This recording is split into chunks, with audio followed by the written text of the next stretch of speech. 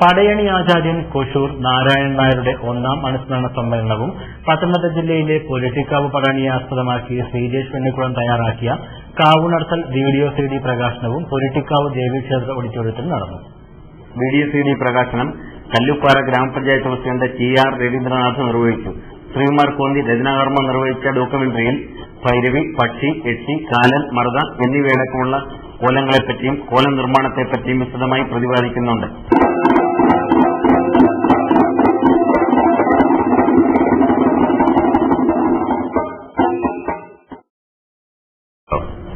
മാർക്കണ്ഡേയ ചരിത്രമാണ് പാട്ടിന്റെ ഇതിവൃത്തം.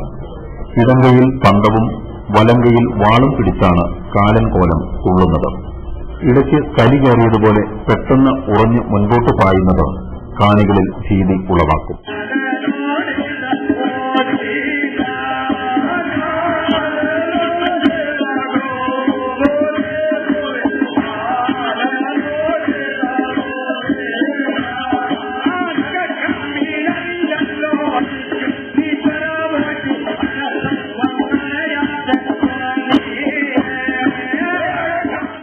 അനുസ്മരണ സമ്മേളനം ജോസഫ് അമ്പൂശ്ശേരി MLA ഉദ്ഘാടനം ചെയ്തു.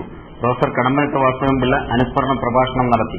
ക്ഷേത്ര പരിപാലന സംഘം വൈസ് പ്രസിഡന്റ് KG കുട്ടൻ നായർ അധ്യക്ഷനായിരുന്നു. Advocate M Philip Koshy, PP Karunakaran Nair, KB Ramendran, MB Gopalakrishnan, advocate VR Gopakumar, KM Narayanan Nair തുടങ്ങിയവർ സംസാരിച്ചു.